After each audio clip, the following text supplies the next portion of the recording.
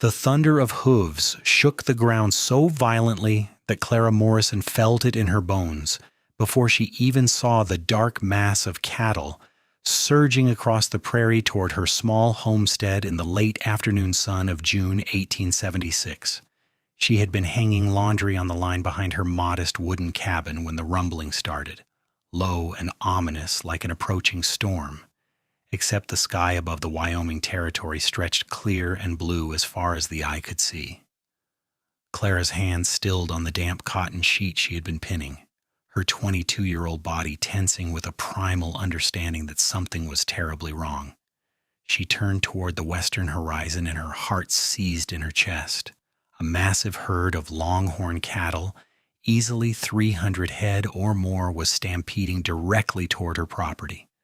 The animals moved like a single destructive force, their horns gleaming in the sunlight, dust billowing up around them in choking clouds that obscured the landscape. Clara could see the wild terror in their rolling eyes even from this distance, could hear the panicked bellowing mixing with the deafening pound of their hooves against the hard-packed earth. Her mind raced through impossible calculations.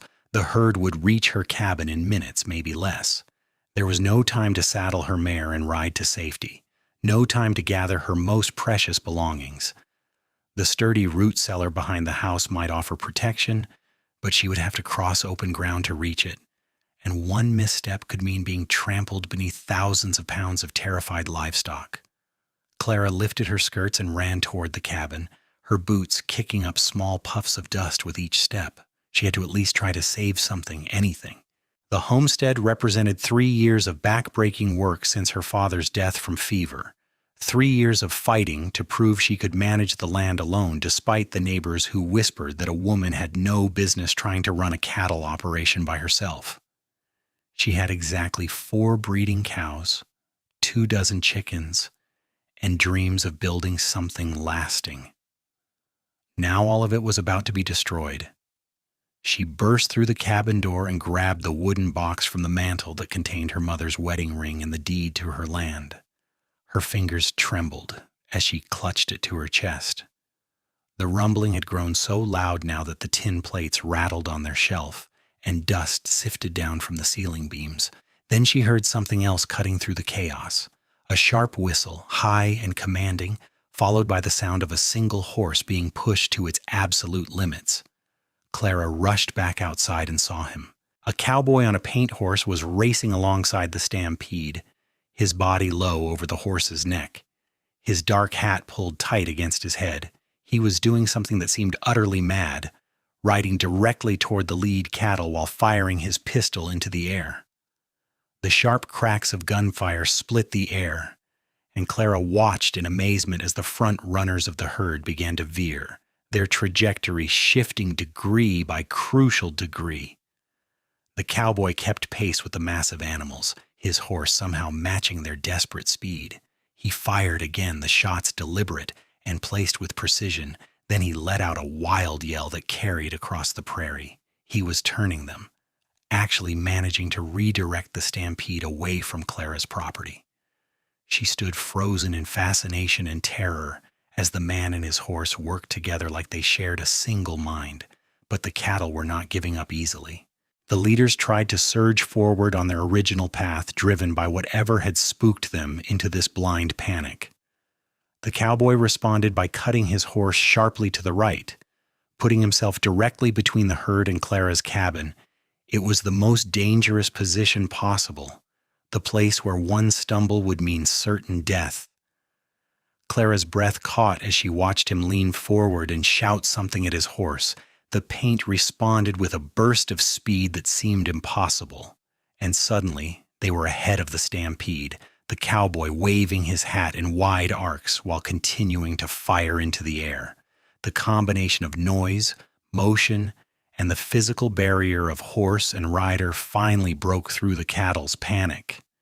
The herd split around him like a river around a stone, the leaders veering north while the followers streamed after them. The thunder of hooves began to fade as the stampede flowed past Clara's homestead on both sides, leaving her little island of civilization miraculously untouched. A few stragglers kicked up dust in her vegetable garden and one knocked over her water barrel. But the main destruction she had feared never materialized. As the last of the cattle disappeared over the rolling hills, Clara finally remembered to breathe. Her legs felt weak, and she gripped the porch railing for support, still clutching her mother's wooden box against her ribs.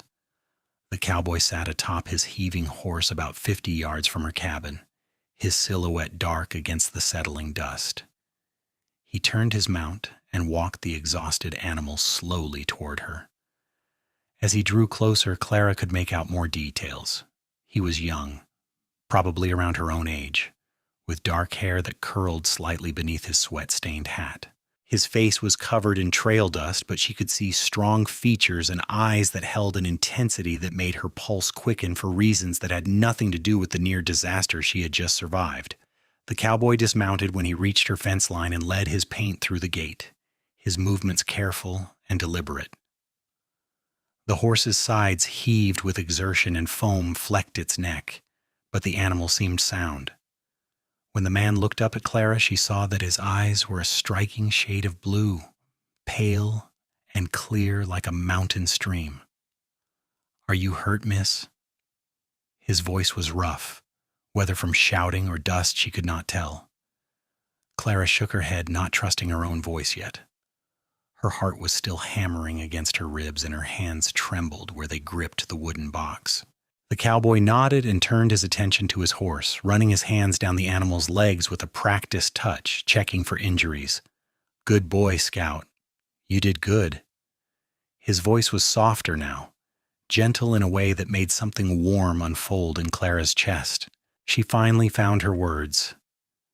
"You saved my life. You saved everything." He straightened and met her eyes across the dusty yard. "Just doing what needed doing."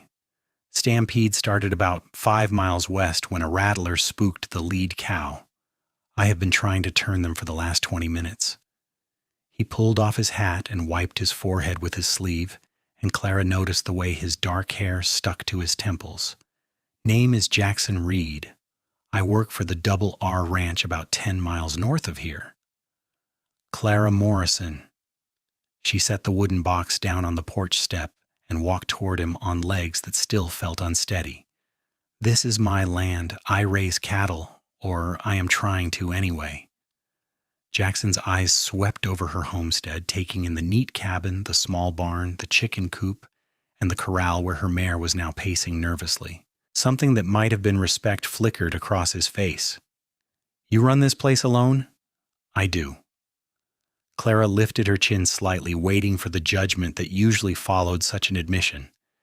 Men often felt compelled to tell her exactly why a woman could not manage livestock or mend fences or break horses, but Jackson just nodded. "That takes grit." He glanced back toward the direction the stampede had gone. "I need to ride out and help gather those cattle before they scatter completely, but I wanted to make sure you were safe first. Your property took minimal damage from what I can see." "Wait." Clara moved closer, suddenly desperate to keep him from leaving. She told herself it was simple gratitude, nothing more, but her racing heart suggested otherwise. "Your horse is exhausted. Let me at least offer you some water, and I can water your mount as well. It is the least I can do." Jackson hesitated, clearly torn between duty to his job and the needs of his animal.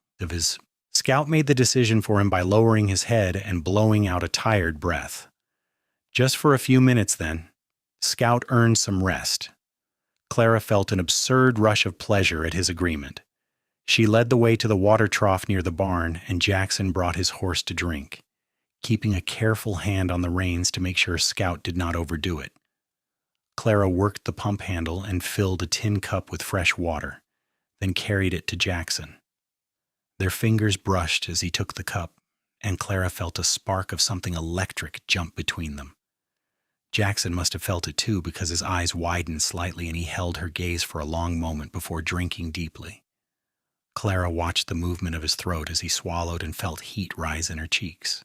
She looked away, flustered by her own reaction. "That stampede could have killed you," Jackson said quietly when he had finished the water. "If you had been outside when they hit, or if you had tried to run." Clara wrapped her arms around herself. "I know.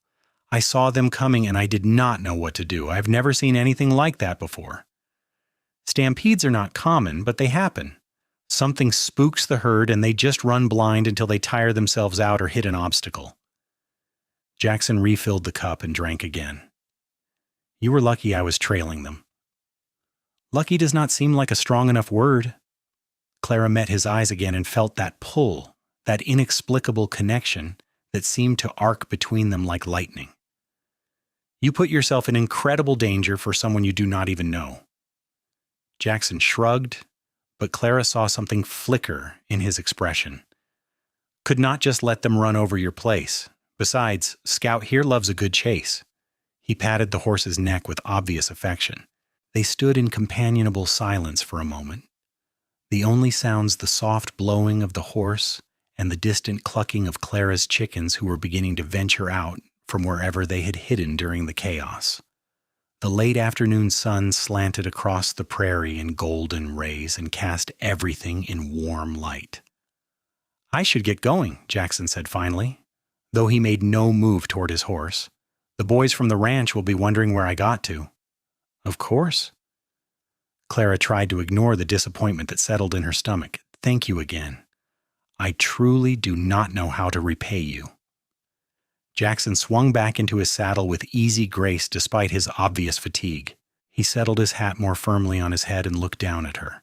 No repayment needed, but if you do not mind, I might ride out this way again sometime. Make sure you're doing all right after all this excitement. Clara felt her heart leap. I would like that very much. Something warm and promising flickered in Jackson's eyes. Then I will see you soon, Miss Morrison. Clara. Please just call me Clara. Clara. The way he said her name, soft and deliberate, made her shiver despite the heat. I will see you soon, Clara. She watched him ride away, sitting tall in the saddle despite his exhaustion, and did not go back inside until he disappeared over the horizon. Only then did she allow herself to sink down onto the porch steps, her legs finally giving out. Her hands were still shaking, but now she could not be sure if it was from the near-death experience or from the intensity of her reaction to Jackson Reid.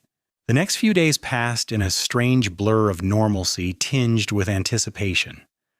Clara threw herself into her work with renewed vigor, tending her small herd, mending the fence posts that had been knocked askew by stray cattle from the Stampede, and replanting the vegetables that had been trampled.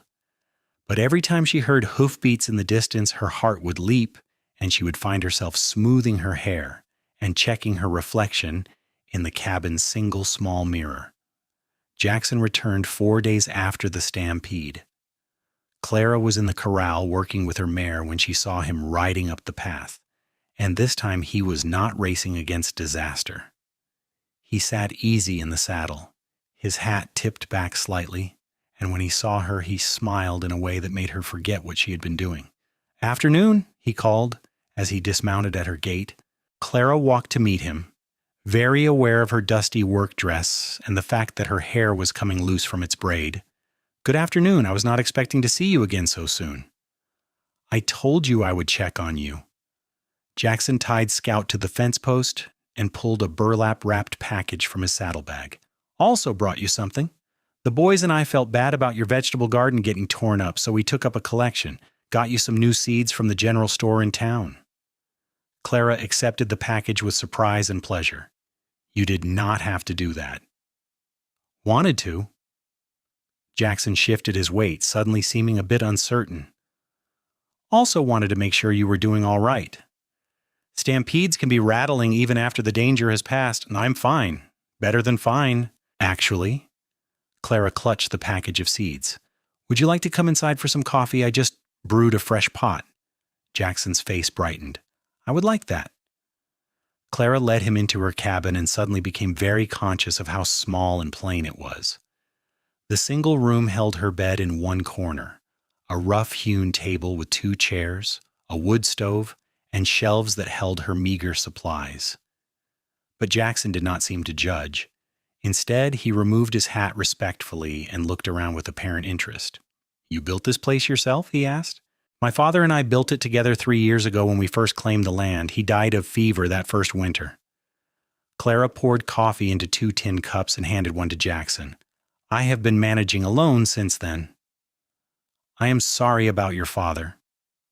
Jackson accepted the coffee and their fingers brushed again, sending that same electric current through Clara.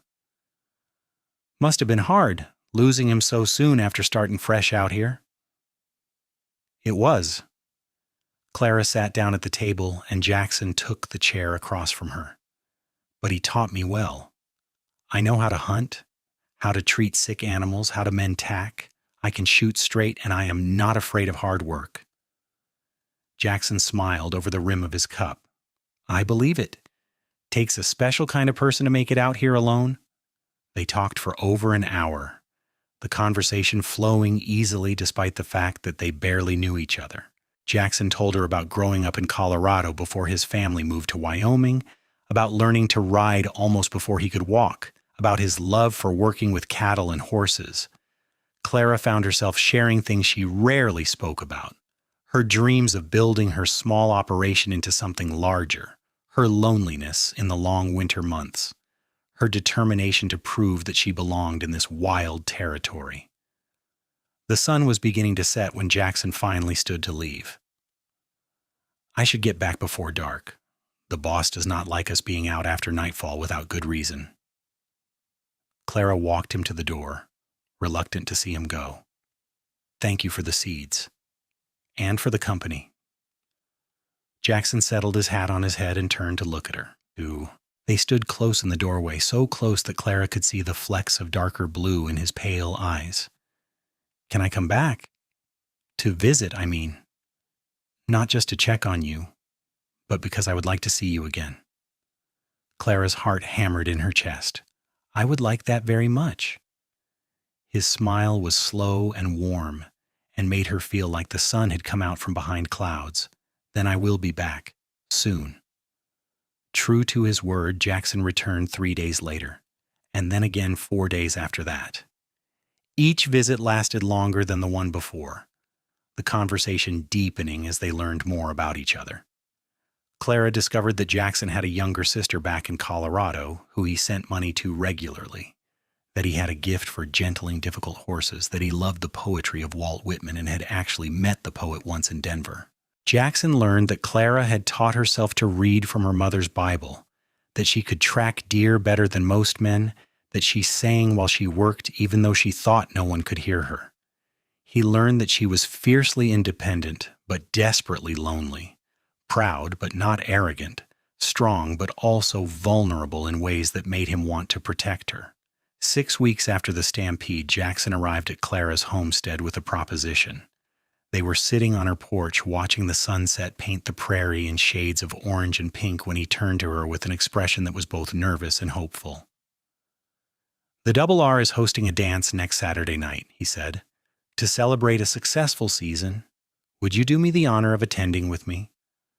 Clara's breath caught.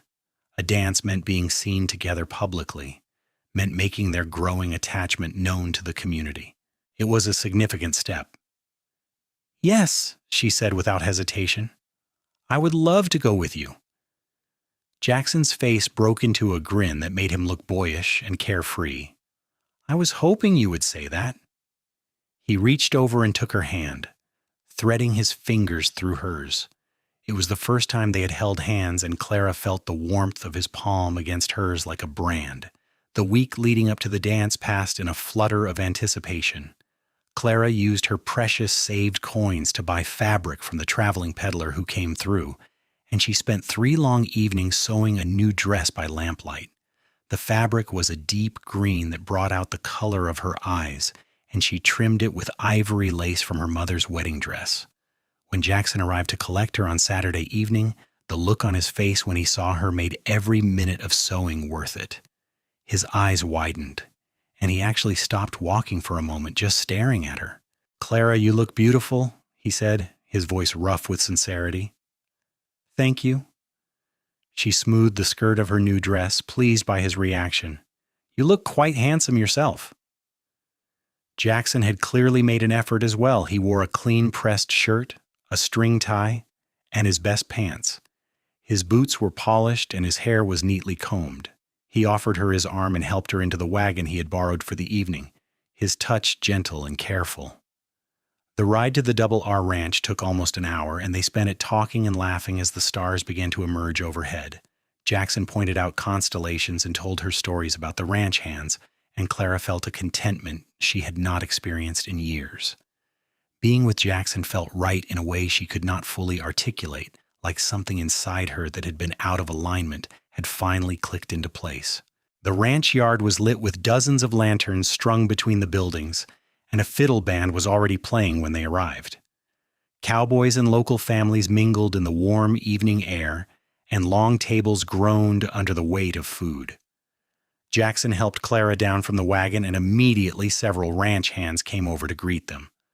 "So this is the lady whose homestead you saved," said a grizzled older cowboy with a knowing grin. "Jackson has not stopped talking about you since that stampede." Jackson flushed slightly but did not deny it. "Clara, this is Pete, the trail boss. Pete, this is Miss Clara Morrison." "Pleased to meet you, miss." Pete tipped his hat. "Any woman who can run a cattle operation alone has my respect." More introductions followed, and Clara found herself welcomed warmly by the ranch community. Several women complimented her dress and asked about her homestead, and she realized that she had been so focused on survival that she had let her social connections wither. It felt good to be among people again, to laugh and share stories. But the best moment came when Jackson led her onto the makeshift dance floor and took her in his arms for the first waltz. Clara had not danced since before her father died, but her body remembered the steps. More importantly, moving with Jackson felt as natural as breathing. "I am glad you came," Jackson said softly as they turned in slow circles. "So am I."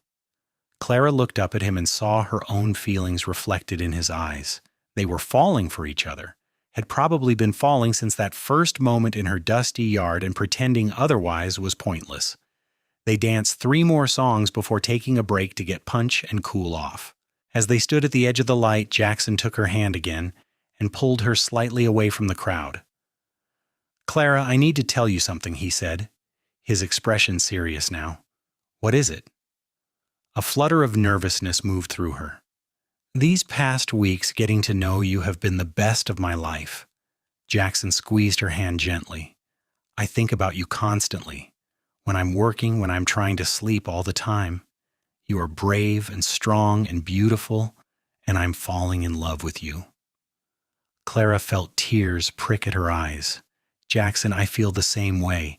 I have been trying not to admit it, trying to stay guarded, but I cannot help it. I love you." Jackson made a sound that was half laugh, half relieved exhale, and then he was cupping her face in his hands and leaning down to kiss her. Clara rose on her toes to meet him, and their lips touched in a kiss that was both gentle and intense, full of promise and longing. When they finally pulled apart, both of them were breathing hard. "Marry me," Jackson said, the words tumbling out like he could not contain them. "I know it is fast, and I know I do not have much to offer yet, but marry me, Clara. Let me help you build your homestead into something great. Let me be your partner in all things." Clara felt joy burst through her chest like sunrise. "Yes, yes, Jackson, I will marry you." He kissed her again, deeper this time, and Clara heard a few whistles and cheers from the other partygoers who had noticed them. She did not care. She was too happy to care about anything except the feeling of Jackson's arms around her and the knowledge that her lonely days were over. They were married 6 weeks later in a simple ceremony at the small church in the nearest town. Clara wore her green dress again, and Jackson wore his best suit. Pete served as Jackson's best man, and the blacksmith's wife stood up with Clara. The ceremony was brief but heartfelt, and when the preacher pronounced them husband and wife, Jackson kissed her with such tenderness that several people in the small crowd wiped away tears. The Double R Ranch gave Jackson a bonus and 3 days off for his wedding, which he and Clara spent at her homestead, beginning their life together. Jackson moved his few possessions into the cabin, and they spent hours planning how to expand the operation, where to build a bigger house, how many cattle they could reasonably support. But they also spent hours simply being together, learning each other's rhythms and habits, building the foundation of their marriage. Jackson proved to be an attentive and passionate husband, and Clara discovered depths to her own capacity for love that she had not known existed. As autumn painted the prairie in shades of gold and rust, they worked side by side from dawn to dusk. Jackson continued his job at the R, but spent every free moment helping Clara with her stock. Together they repaired fences, culled the herd, and made plans for the winter. In the evenings they would sit on the porch and watch the stars emerge, Jackson's arm around Clara's shoulders, both of them content in a way that felt almost miraculous. Winter came hard that year, with deep snows and bitter cold that tested even the most experienced homesteaders. But Clara and Jackson weathered it together, keeping their animals fed and healthy, keeping each other warm through the long, dark nights. They talked about everything and nothing, shared dreams and fears, built an intimacy that went far beyond the physical. One evening in late January, as wind howled outside their cabin and snow piled against the walls, Clara told Jackson she was pregnant. She had suspected for a few weeks, but wanted to be certain before sharing the news. Jackson's reaction was everything she could have hoped for. His eyes went wide with wonder, then filled with tears, and then he was pulling her into his arms and holding her like she was the most precious thing in the world. "We are going to have a baby," he whispered against her hair. "Clara, we are going to be parents." "Are you happy?" she asked, even though she could feel the answer in the way he held her. Happy does not begin to cover it. Jackson pulled back and cupped her face, his thumbs stroking her cheeks. "You have given me everything, do you know that? A home, a purpose, love, and now a child. I am the luckiest man alive." Clara kissed him, pouring all her love and gratitude and joy into it. "I am the lucky one. You saved my life that day in more ways than one. Before you, I was just surviving. Now I am truly living." Spring brought warmer weather and new life to the prairie. Clara's pregnancy progressed smoothly despite her insistence on continuing most of her regular work. Jackson fretted and tried to get her to rest more, but Clara was having none of it. She was a ranch woman through and through, and she would work until the baby came. In early May, Jackson used his savings and a loan from the ranch to buy additional land adjacent to Clara's original homestead. They now had twice the acreage and could support a much larger herd. The R ranch owner, impressed by Jackson's work ethic and skill, offered him a partnership stake in a new venture, breeding and training horses. It was an opportunity that could set them up well for the future. Clara gave birth in late August of 1877 during a thunderstorm that shook the cabin. The midwife from town barely made it in time, and Jackson paced outside in the rain, unable to stay still, terrified and elated in equal measure. When he finally heard the cry of his child, he burst through the door, soaking wet and desperate. The midwife handed him a squalling, red-faced baby wrapped in a clean blanket. "You have a son, Mr. Reid, a healthy, strong son." Jackson looked down at his child with wonder, then over at Clara, who lay exhausted but glowing in their bed. "A son," he repeated, his voice thick with emotion. "We have a son," Clara confirmed, reaching out her hand to him. Jackson carefully sat on the edge of the bed, cradling the baby with surprising gentleness for such a rough cowboy. "What should we name him?" Clara had been thinking about this for months. "What about Samuel? It was my father's name." "Samuel Reid." Jackson tested the name and smiled. "It is perfect. He is perfect. You are perfect." They named the baby Samuel Thomas Reid, and he became the light of their lives. Jackson proved to be a devoted father, spending every moment he could with his son. He would hold Samuel for hours, talking to him about horses and cattle and the prairie, as if the infant could understand every word. Clara recovered quickly from the birth and was soon back to her regular routines, though now with a baby strapped to her back, in a carrier Jackson had fashioned from leather and wood. Samuel seemed to thrive on the outdoor life, sleeping peacefully while his mother worked and gurgling happily at the chickens and horses. Years passed in a rhythm of seasons and growth. The homestead expanded steadily. Jackson and Clara built a proper house with multiple rooms, a wide porch, and glass windows that let in the light. They increased their herd to over 50 head of cattle and built up a reputation for breeding quality horses. Samuel grew from a baby to a toddler to a young boy who could ride almost before he could walk. When Samuel was 3, Clara gave birth to twin girls they named Rose and Lily. Jackson was beside himself with joy, and Clara laughed at how he doted on his daughters even more than he had their son. The girls had their mother's green eyes and their father's dark hair, and they were as spirited and fearless as any ranch children could be. The family became well known and respected in the territory. Clara's determination and Jackson's skill had built something lasting and good. They employed 2 ranch hands now and were considering taking on more. The horse breeding venture had proved so successful that buyers came from as far away as Denver and Cheyenne. But the best moments were still the quiet ones. Evenings on the porch after the children were asleep, Jackson's arm around Clara as they watched the sunset. Lazy Sunday mornings when they would all pile into the big bed together and tell stories. Winter nights around the fireplace with Jackson reading aloud while Clara mended and the children played at their feet. One evening in the summer of 1885, 9 years after the stampede that had brought them together, Clara and Jackson sat on their porch watching their children play in the yard. Samuel, now 8, was teaching his 5-year-old sisters how to rope a fence post, demonstrating with the patience of a born teacher.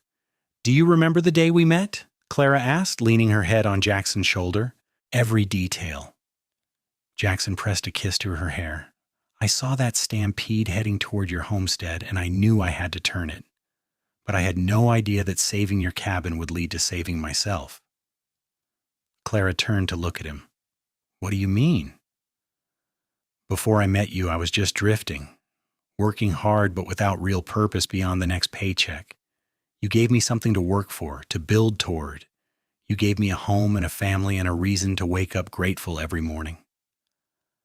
Jackson took her hand and kissed her knuckles. "You saved me just as much as I saved you." Clara felt tears prick her eyes. After all these years, Jackson could still make her heart race with just a few words. "I love you so much. Sometimes I still cannot believe this is my life."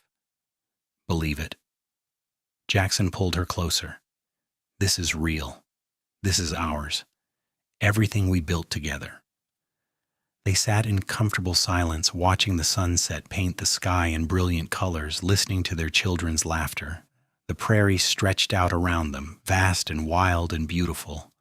The same land where a stampede had once threatened to destroy everything and instead had brought them together.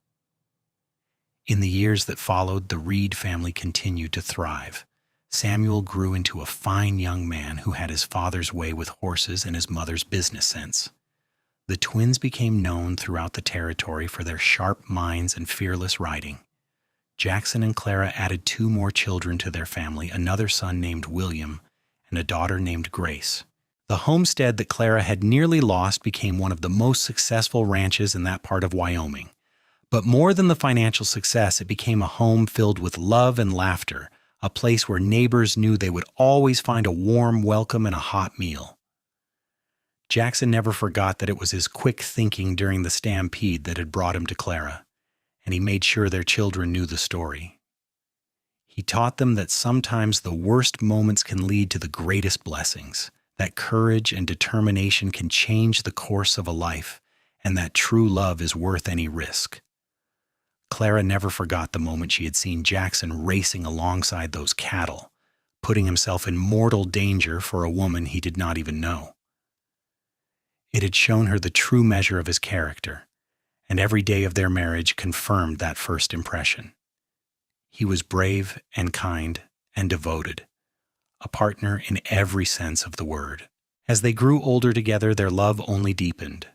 They weathered droughts and harsh winters, celebrated births and mourned losses, built something lasting not just in terms of land and livestock, but in the family they created and the legacy they would leave behind. On their 30th wedding anniversary, their children threw them a party at the ranch. The whole community turned out, and there was dancing and music and more food than could possibly be eaten. As the evening wound down and the stars came out, Jackson led Clara onto the dance floor one more time. They moved together with the ease of 3 decades of partnership, their bodies knowing instinctively how to move as one. Around them, their children and grandchildren watched with smiles, and Clara felt a wave of contentment so profound it brought tears to her eyes. "What are you thinking about?" Jackson asked softly. "Everything. How far we have come. How blessed we are." Clara looked up at her husband, whose hair was now shot through with silver, but whose eyes were still that same startling blue. "How grateful I am that a Stampede headed straight for my homestead all those years ago." Jackson laughed and pulled her closer. "I am grateful too. Grateful for every moment, every day, every year with you. You are still the bravest, strongest, most beautiful woman I have ever known. And you are still the cowboy who cleared the path and saved my life." Clara stretched up to kiss him, not caring who was watching. "In every way that matters, you saved my life." They finished their dance as the moon rose over the prairie, surrounded by the family and community they had built together, living proof that sometimes the most terrifying moments can lead to the greatest love stories. The stampede that had once threatened to destroy everything had instead been the catalyst for a life richer and fuller than either of them could have imagined. And every night, as they settled into bed in the house they had built together, Clara would rest her head on Jackson's shoulder and thank whatever force had sent that stampede racing toward her homestead on that June day in 1876. Because it had brought her not just survival, but everything she had ever wanted. It had brought her home.